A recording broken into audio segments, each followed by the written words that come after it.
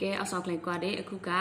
ပုံမှန်ရဲ့နောက်ပထမဥစားရဲ့အကယ်၍ရဲ့နောက်တော့ဒါပေမဲ့ရဲ့ကိုတဲ့အနောက်ပိုးကင်းလို့ဘယ်လိုပြောလဲတဲ့ဆိုတော့ပထမအဆုံးအနေနဲ့ပုံမှန်ပေါ့နော်ပုံမှန်ကိုကြတော့ဒီမှာဒီစောင်းထဲမှာရေးထားတာကကြတော့၄ပါလို့ပဲပြောတယ်နော်၄ပါဒါပေမဲ့အဲ့ဒီ၄ပါကိုကြတော့နေရာတိုင်းတော့သုံးလို့မရဘူးထင်တယ်ပေါ့နော်ပုံမှန်ဖြစ်နေကြ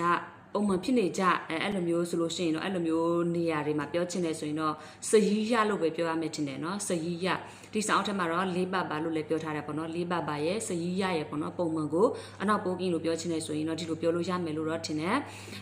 ဒါအပြင်နော်တခြားပေါ့နော်တချို့သောသူတွေကဒီပုံမှန်ဆိုတဲ့စကားကိုအနောက်ပိုးကင်းလို့ပြောထားရှိတယ်ဆိုရင်ဘယ်လိုမျိုးပြောလဲဆိုတာလဲလာပြီးတော့မှဝေမျှပေးပေါ့နော်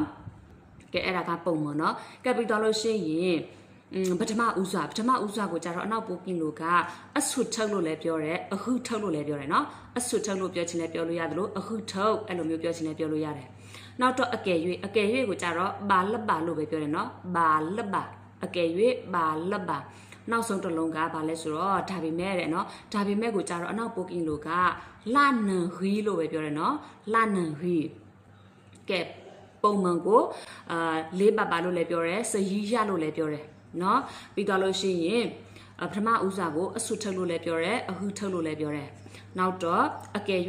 ၍ကိုဘာလက်ပါနော်ပြီးတော့လို့ရှိရင်ဒါပေမဲ့ကိုကြတော့လှနန်ဟီလို့ပြောတယ်နော်လှနန်ဟီကဲဟုတ်ပြီကျေးဇူးတင်ပါတယ်နောက်ထပ်ဗီဒီယိုမှာပြန်တွေ့ကြမယ်နော်